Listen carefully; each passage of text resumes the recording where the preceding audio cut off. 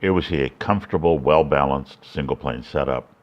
The shaft runs up towards the lead armpit at this angle, which means it's parallel to the lead arm. If we were looking at it down the line, we'd see the shaft on that line would be parallel to the trail arm, or just under the trail arm forearm. It's a really good position.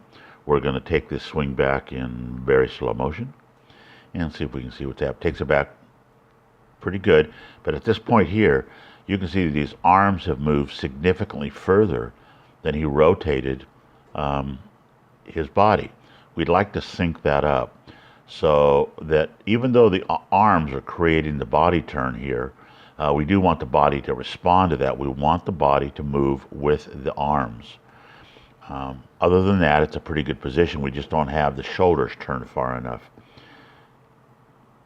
Take it back a little bit. Now we see a little lifting going on there, and that's because of a lot of effort in order to get the club up high. The club really doesn't have to be high here at all.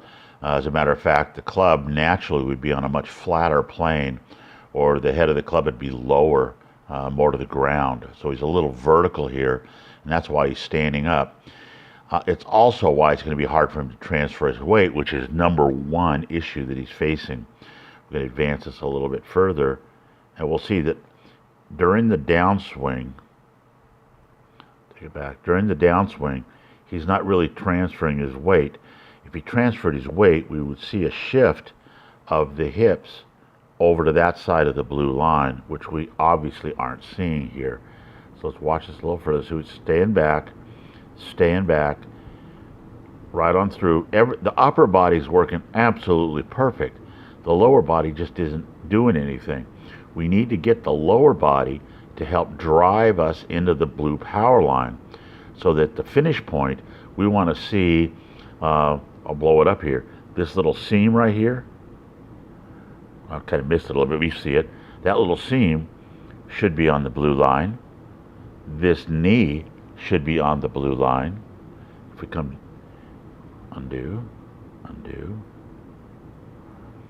The shoulder should be on the blue line, and the lead ear should be on the blue line. The goal of the swing is to start in a balanced position with our weight evenly distributed and finish in a balanced position with all of our weight on the front foot. And you can see that's not what happens here. Other than that, mechanically, it's a good swing.